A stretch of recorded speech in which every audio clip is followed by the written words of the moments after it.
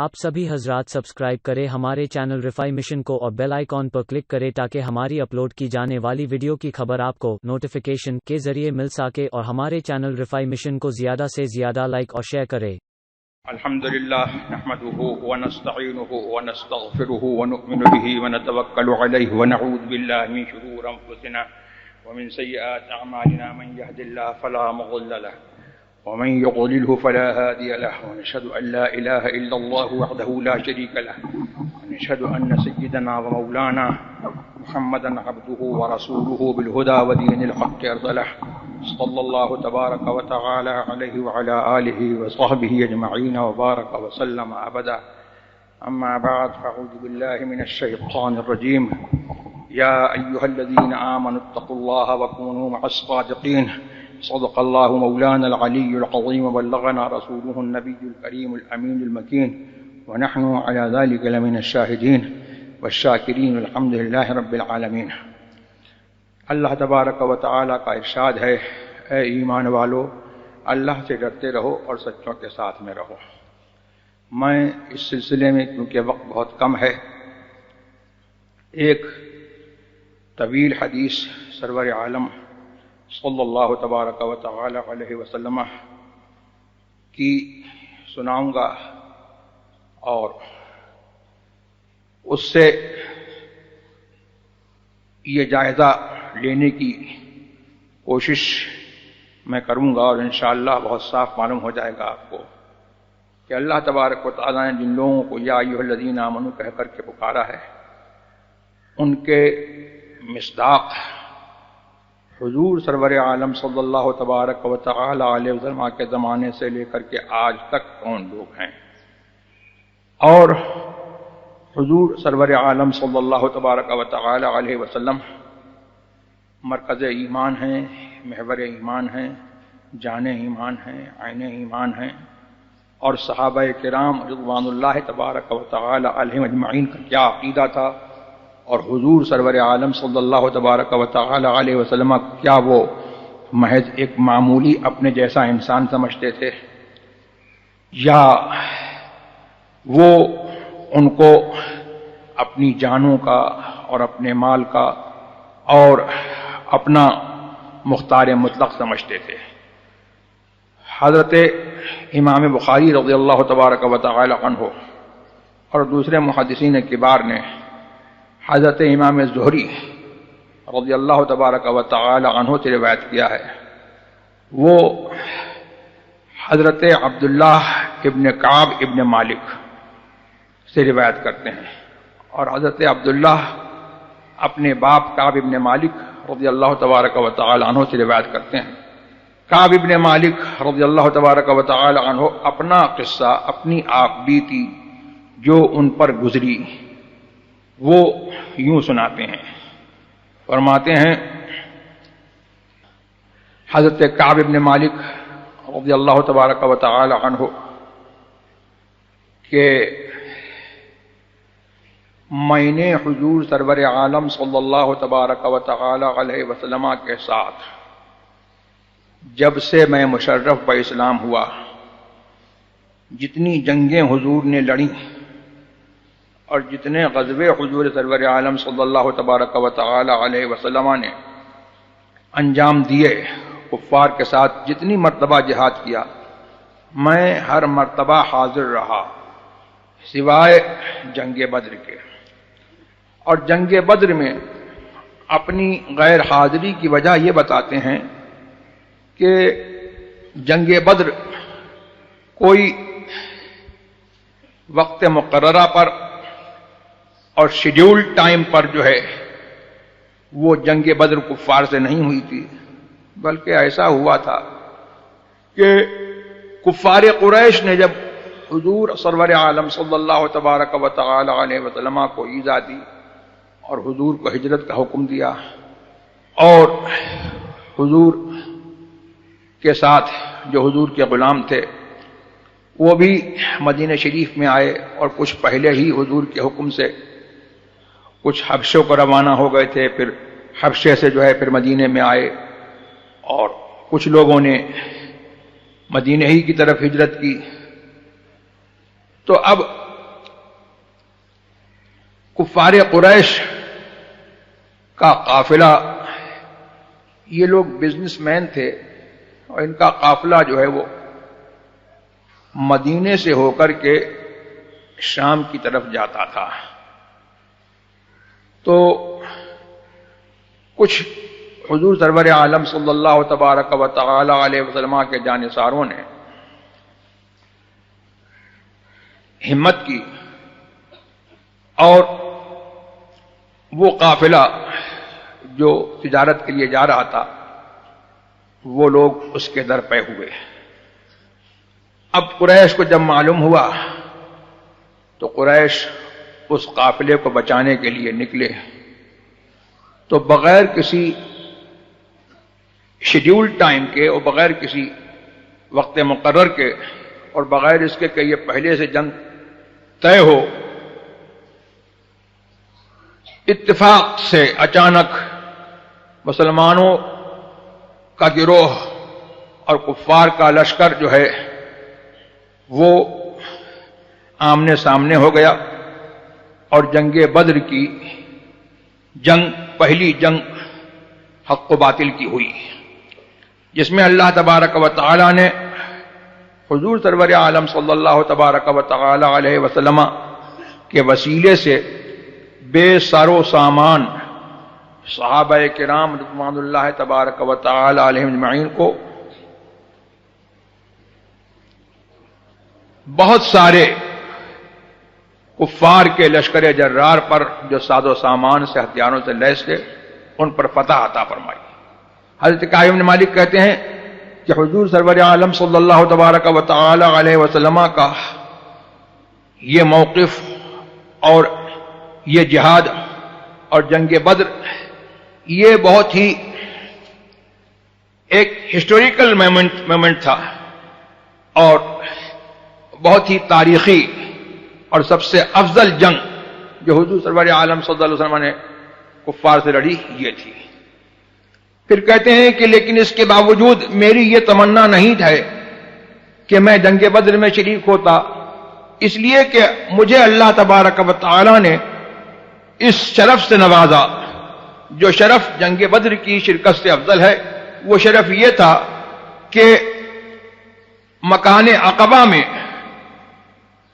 اس پہاڑ کے نیچے جہاں حضور سرور عالم صلی اللہ تبارک و تعالی علیہ وسلم تشریف فرما تھے، میں نے حضور سے اسلام پر اور طاعت پر اور حضور کا کہنا ماننے پر میں نے عہد کیا. اس کے بعد کہتے ہیں کہ پھر تمام غزووں میں میں شریک رہا یہاں تک کہ غزوہ تبوک ہوا. اور یہ غزوہ تبوک سارے غزوے تو ہوئے، جنگ بدر ہوئی، جنگ احد ہوئی، یہ تو عربوں کی جنگ عربوں سے ہوئی.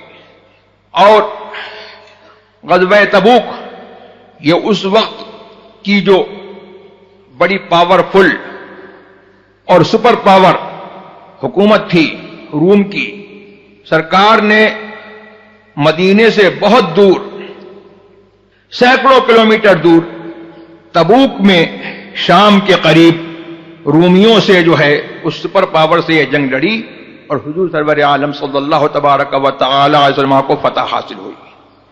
کہتے ہیں کہ یہاں تک کہ غزوہ تبوک کی باری آئی اور حضور سرور عالم صلی اللہ تبارک و تعالی علیہ وسلم نے عام منادی فرما دی، اعلان فرما دیا کہ لوگ جو ہے اس کے لیے تیاری کریں.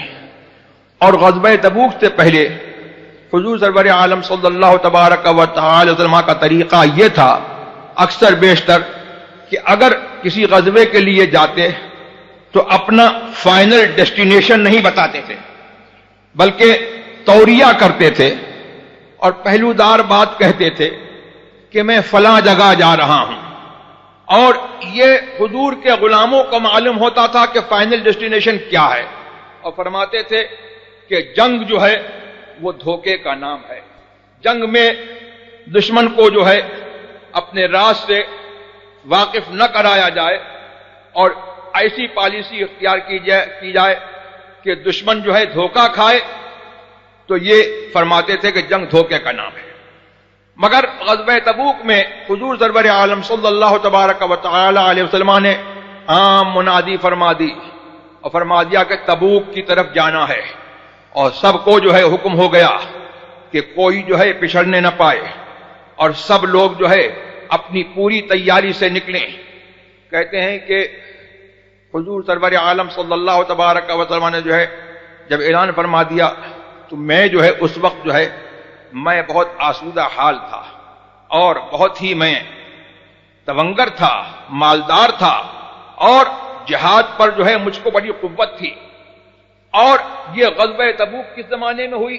فرماتے ہیں بہت گرمی کا زمانہ تھا، جس زمانے میں پھل پک جاتے ہیں اور سائے جو ہے وہ گھنے ہوتے ہیں، ایسا زمانہ تھا۔ تو حضور سرور عالم صلی اللہ تبارک و تعالی نے اعلان فرمایا، اور جمعرات کے دن جو ہے صبح کو آپ جو ہے غزوہ تبوک کے لیے جو ہے مدینہ شریف سے روانہ ہوئے۔ اور حضور کی یہ عادت تھی کہ جب کسی سفر کے لیے نکلتے تھے تو جمعرات ہی کے دن جو ہے حضور جو ہے وہ سفر فرماتے تھے۔ اب کہتے ہیں کہ میں نے دل میں سوچا کہ حضور چلے گئے، میں کل جمعے کے دن جاؤں گا، بازار جاؤں گا اور اپنا ساز و سامان خریدوں گا، لشکر اور حضور سرور عالم صلی اللہ تبارک و تعالی علیہ وسلم سے جو ہے مل جاؤں گا، لیکن مجھے کچھ کام درپیش ہو گیا تو جمعے کے دن نہیں گیا۔ اور مجھے یہ سائے گھنے اچھے لگ رہے تھے اور یہ پھل پک گئے تھے، مجھے جو ہے اس کی طرف رغبت تھی، وہ اچھا لگ رہا تھا۔ تو دوسرے دن بھی جو ایسا ہوا کہ میں نے کہا کہ دوسرے دن نکل جاؤں گا، سامان خرید لوں گا اور اس کے بعد حضور سے مل جاؤں گا۔ کہتے ہیں کہ پھر مجھے کوئی کام درپیش ہو گیا، پھر میں نہیں جا سکا۔ اس کے بعد کہتے ہیں کہ مجھے جو ہے گناہ نے گھیر لیا اور میں جو ہے پھر بیٹھ رہا۔ اور اس کے بعد کہتے ہیں کہ میں نکلتا تھا بازاروں میں تو مجھ کو بڑی شرم آتی تھی، اور مجھے جو ہے یہ بہت برا لگتا تھا کہ لوگ دیکھیں اور وہ کسی ایسے شخص کو دیکھیں کہ جس کے اوپر جو ہے انگلیاں اٹھائی جائیں اور لوگ تانا دیں کہ یہ منافق ہے۔ یعنی اس زمانے میں حضور سرور عالم صلی اللہ تبارک و تعالی علیہ وسلم کے غزوے میں اگر کوئی شخص نہ جائے تو وہ منافق سمجھا جاتا تھا، لیکن یہ وفادار غلام تھے تو ان کو اس سے تکلیف ہوتی تھی۔ کہتے ہیں کہ اور لشکر اتنا عظیم جرار لشکر تھا کہ اگر کوئی چھپنا چاہتا تو آسانی سے چھپ سکتا تھا، اس لیے کہ اس لشکر کو کوئی بہت بڑا رجسٹر بھی جو ہے اس کا احاطہ نہیں کر سکتا تھا، اتنا عظیم لشکر تھا۔ اور پچھڑنے والے جو لوگ پیچھے رہ گئے وہ 80 سے زیادہ کچھ لوگ تھے، یعنی 83 سے لے کر کے 89 تک ان کی تعداد رہی ہوگی۔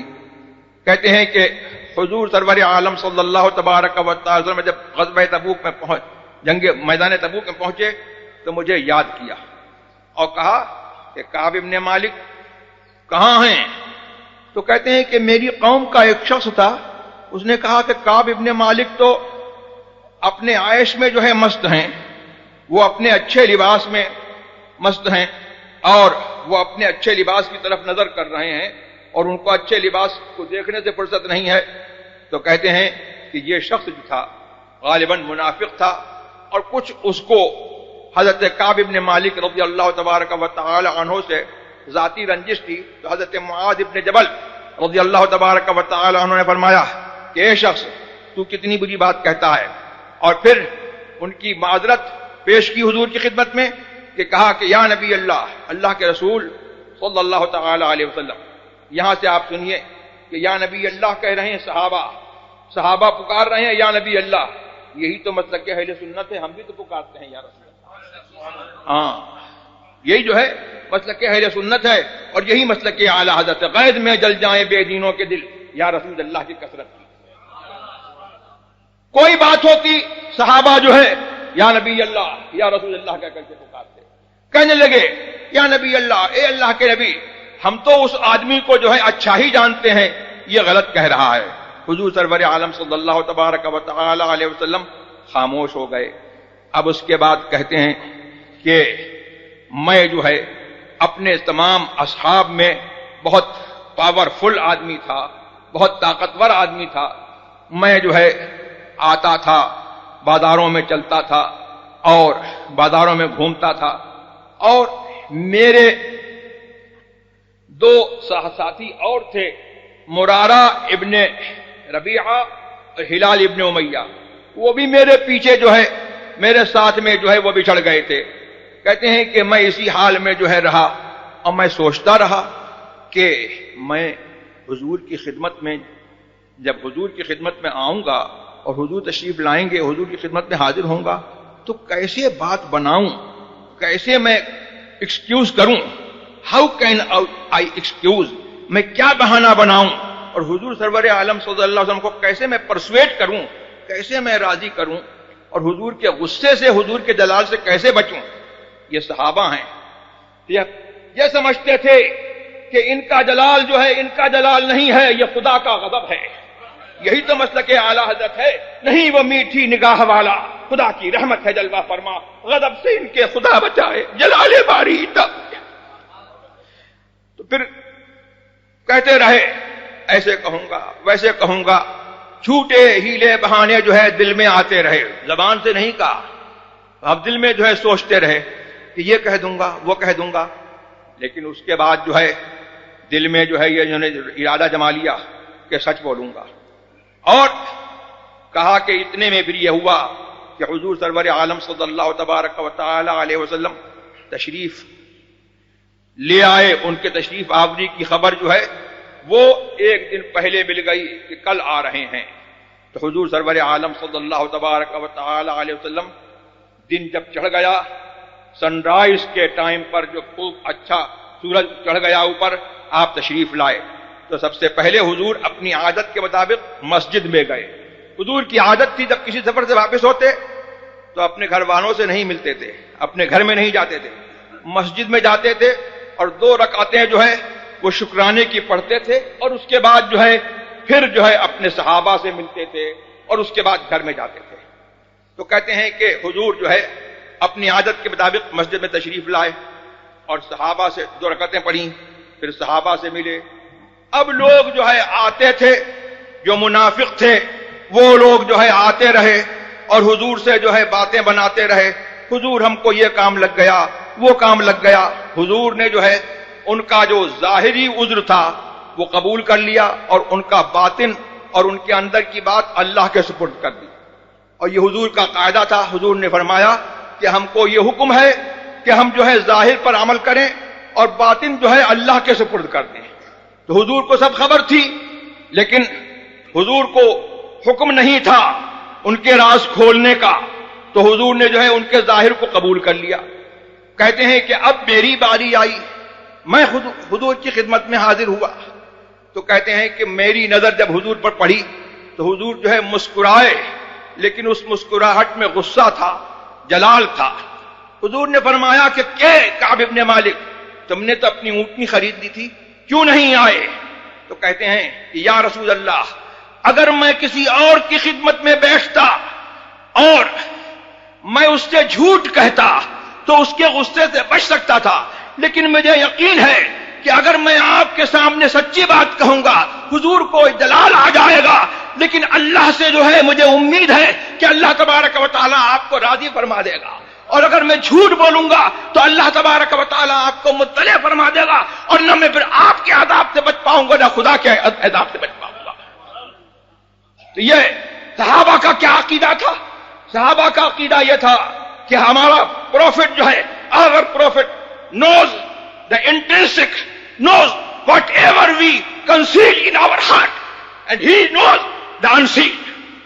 وہ غیب کی خبر جانتے ہیں، ہمارے دل میں کیا ہے اس کو بھی وہ خبر رکھتے ہیں، اور صرف جانتے نہیں ہیں بلکہ he can observe whatever is in heart. جو کچھ ہمارے ہاتھ دل میں ہے وہ اس کو دیکھتے ہیں۔ سبحان اللہ۔ تو یہ تو صحابہ کا عقیدہ۔ اب اس کے بعد جو ہے کہنے لگے کہ حضور میرے لیے جو ہے کوئی عذر نہیں تھا، میں جو ہے جس وقت جو ہے میں آپ سے پچھڑا ہوں میں بہت ہی اچھے حال میں تھا۔ تو پھر حضور نبی کریم صلی اللہ علیہ وسلم نے فرمایا کہ یہ سچ کہتا ہے۔ کہا کہ اٹھ جاؤ، جب تک اللہ تبارک و تعالیٰ کا حکم تمہارے معاملے میں آئے اس وقت تک صبر کرو۔ اب صبر کی منزل دیکھیے، سبحان اللہ۔ اب جہاں پر جو ہے ان کی قوم کے لوگ بولے اے شخص تو نے اپنے آپ کو ذلیل کر لیا، حضور سے تو کچھ بہانہ بنا دیتا، کوئی عذر کر دیتا، حضور استغفار کرتے، تیری شفاعت کرتے تو تیرا جو ہے گناہ معاف ہو جاتا۔ صحابہ کا عقیدہ کیا تھا کہ یہ شفاعت کر دیں گے اللہ معاف فرما دے گا۔ یہی تو مسلک اعلی حضرت ہے، یہی مسلک اہل سنت ہے۔ اب آئی شفاعت کی ساعت، اب آئی، ذرا چین لے میرے گھبرانے والے، سبحان اللہ۔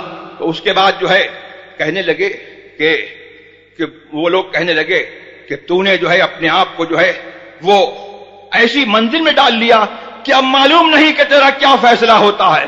کہتے ہیں کہ تھوڑی دیر کو مجھے خیال ہوا کہ لوٹ جاؤں اور میں کہہ دوں کہ جھوٹ بول دوں کہ نہیں حضور ایسا ہوا ویسا ہوا۔ میں نے کہا کہ یہ بتاؤ کہ مجھ سے پہلے بھی جو ہے کیا کسی نے جو ہے سچ سچ حضور کی خدمت میں عرض کیا ہے؟ بولے ہاں، ہلال ابن امیہ اور مرارہ ابن ربیعہ، ان دونوں نے جو ہے جیسے تم نے کہا ویسے ہی انہوں نے بھی جو ہے سچا جو ہے اپنا حال بیان فرما دیا۔ تو کہا کہ بس مجھے ان دو سچوں کی ذات میں میری لیے جو ہے رہنمائی ہے، میں ان کو فالو کروں گا۔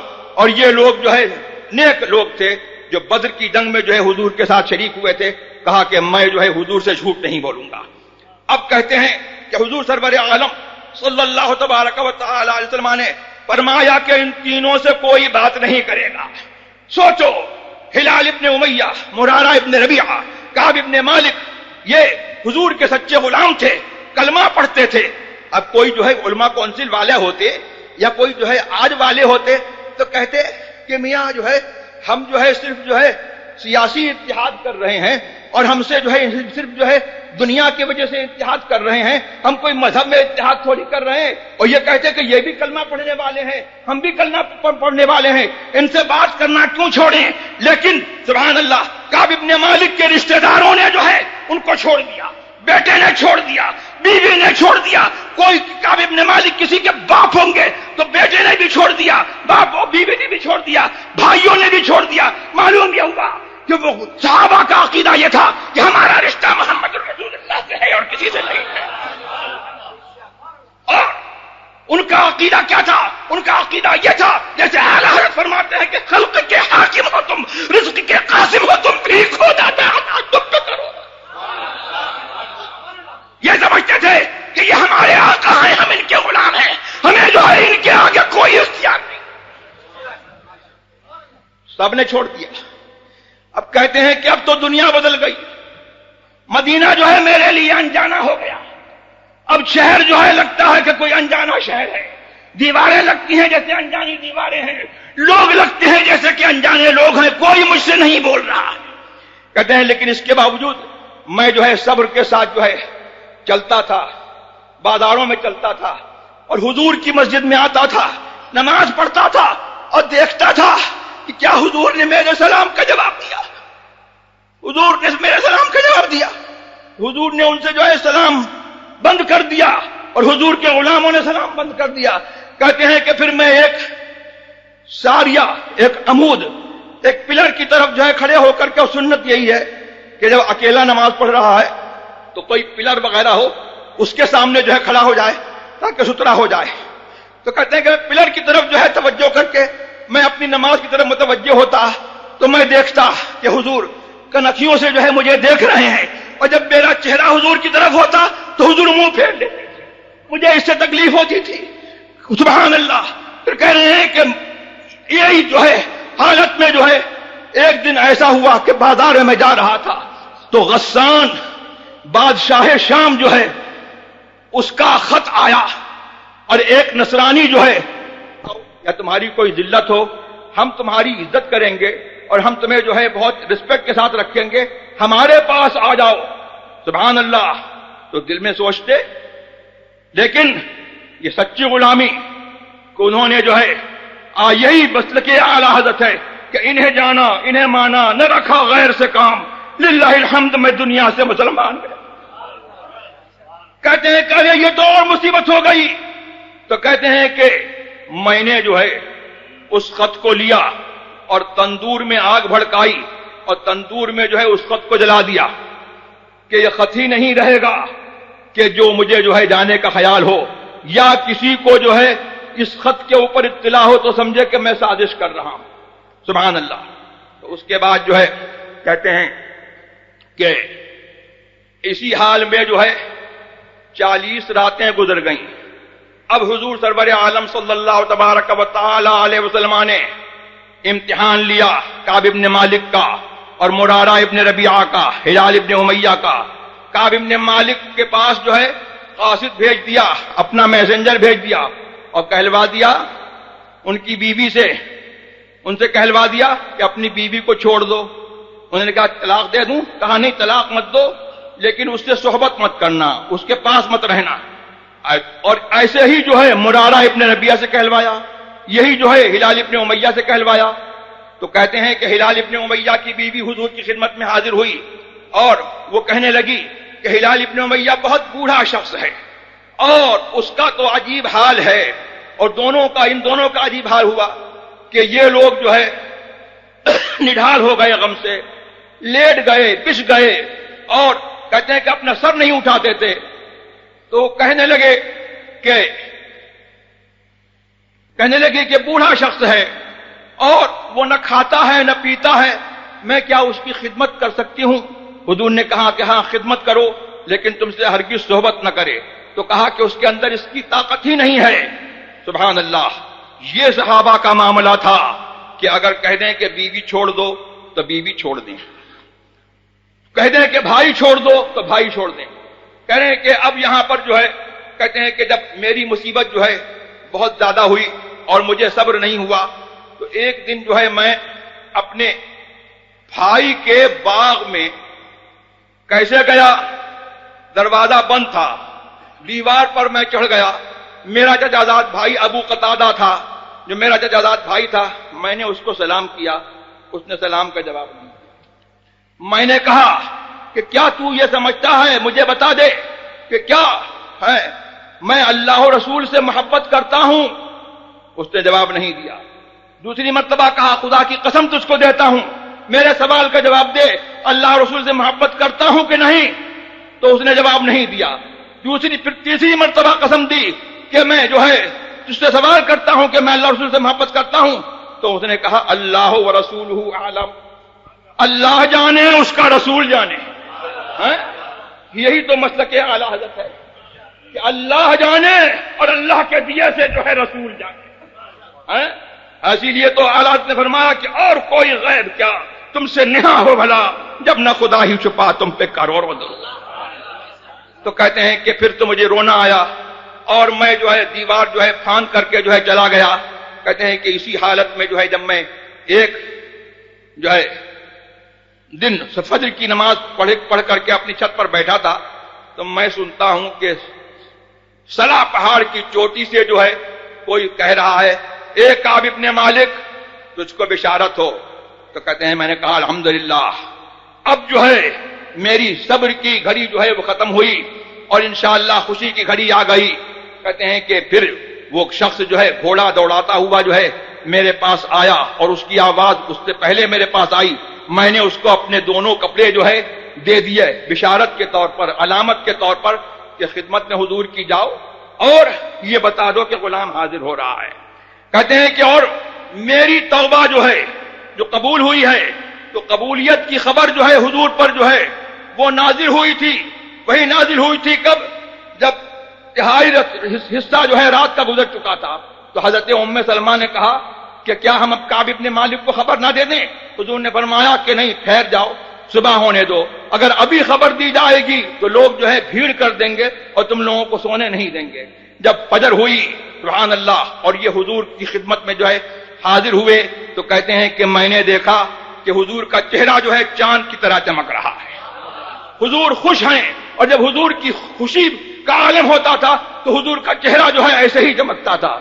فرماتے ہیں کہ میں نے جو ہے مجھ سے حضور نے جو ہے کہا کہ اے کعب ابن مالک تجھ کو جو ہے ایسے دن کی خوشخبری دیتا ہوں جو دن تیرے لیے جو ہے تیری پیدائش سے لے کر کے آج تک جو ہے سب دنوں سے زیادہ بہتر ہے، اس دن کی تجھ کو خوشخبری ہو. تو کہا کہ یہ آپ کی طرف سے ہے یا اللہ کی طرف سے ہے؟ فرمایا کہ نہیں، یہ اللہ کی طرف سے ہے۔ اور کہتے ہیں کہ ہمارے ہی جو ہے حق میں جو ہے یہ آیت نازل ہوئی کہ لقد طاب اللہ علی النبی والمہاجرین والانصار الذین اتبعوه فی ساعۃ العسرہ حتی اذا ضاقت علیہم انفسهم وضاقت علیہم الارض بما رحبت فتاب علیہم وهو التواب الرحیم۔ اللہ تبارک و تعالی نے اس نبی صلی اللہ تعالی علیہ وسلم پر اپنی رحمت سے رجوع فرمایا اور مہاجرین و انصار کی توبہ کو قبول فرمایا، جنہوں نے حضور کی پیروی کی، حضور کی غلامی کی فی ساعۃ العسرہ، اس مشکل کی گھڑی میں، جنگ تبوک میں، اور یہاں تک کہ جب ان لوگوں پر جو ہے ان کی جانیں تنگ ہو گئیں اور زمین ان پر جو ہے تنگ ہو گئی اپنی کشادگی کے باوجود، اللہ نے ان کی توبہ قبول فرمائی اور وہی توبہ قبول کرنے والا مہربان ہے۔ اور کہتے ہیں ہمارے ہی حق میں یہ آیت نازل ہوئی جو میں نے پہلے پڑھی، یا ایھا الذین آمنوا اتقوا اللہ وکونوا مع الصادقین، اے ایمان والو اللہ سے ڈرتے رہو، وکونوا مع الصادقین، اور سچوں کے ساتھ میں رہو۔ تو کہتے ہیں کہ پھر میں نے جو ہے حضور کی خدمت میں عرض کی کہ میری توبہ یہ ہے کہ حضور میں ہمیشہ سچ بولوں گا۔ تو جھوٹ تو بولا نہیں تھا، جھوٹ تو بولا نہیں تھا، لیکن یہ یہاں سے مسئلہ معلوم ہوا کہ دل میں جو ہے کسی گناہ کا پکا ارادہ کر لینا وہ بھی گناہ ہے۔ دل میں تو انہوں نے جو ہے ٹھان لیا تھا کہ حضور سے ایسے بولوں گا ویسے بولوں گا، تو اس سے توبہ کر رہے ہیں، زبان سے نہیں کہا ہے لیکن دل میں جو ہے برا خیال آیا، اس سے توبہ کر رہے ہیں۔ ہاں سبحان اللہ، کہا کبھی جھوٹ نہیں بولوں گا، اور میری توبہ یہ ہے کہ اللہ اور رسول کے لیے جو ہے میرا سارا مال صدقہ ہے، سارے مال سے میں جو ہے دستبردار ہوتا ہوں۔ فرمایا کہ نہیں، اپنا کچھ مال جو ہے چھوڑ دو تو تمہارے لیے یہ بہتر ہے۔ تو فرمایا کہ عرض کیا کہ جو خیبر کا میرا حصہ ہے وہ میں لے لیتا ہوں۔ اس کے بعد پھر جو ہے کہتے ہیں کہ ہم لوگوں نے جو ہے اللہ تبارک و تعالیٰ کا شکر ادا کیا کہ اللہ تبارک و تعالیٰ نے جو ہے ہم کو یہ نعمت عطا فرمائی، اور میرے دونوں دوستوں کو ہلال ابن امیہ کو اور مرارہ ابن ربیعہ کو یہ نعمت عطا فرمائی کہ ہم نے جو ہے حضور سے سچ بولا۔ تو میں نے یہ دعا کی کہ اللہ تبارک و تعالیٰ نے جس طرح جو ہے مجھے آزمایا ہے ایسے جو ہے کسی اور کو نہ آزمائے، اور اللہ تبارک و تعالیٰ جو ہے اگلی زندگی میں جو ہے آگے کی جو زندگی ہے میری اس میں جو ہے مجھے محفوظ رکھے۔ تو یہ میں نے چند باتیں جو ہے آپ کے سامنے سنا دی، جس سے آپ جو ہے یہ خوب سمجھ سکتے ہو کہ صحابہ کیا سمجھتے تھے کہ ہمارا رشتہ حضور سے ہے، اور جس کا رشتہ حضور سے ہے ہمارا اس سے رشتہ ہے، اور جس سے حضور نے جو ہے منع فرما دیا ہم اس سے نہیں ملیں گے۔ یہ صحابہ کا جو ہے عقیدہ تھا، اور پھر یہ بھی صحابہ کا عقیدہ تھا کہ حضور ہم جیسے نہیں ہیں بلکہ ایسے ہیں کہ وہ سارے انسانوں کے بادشاہ ہیں اور سارے انسانوں کے حاکم ہیں اور سب ان کے غلام ہیں۔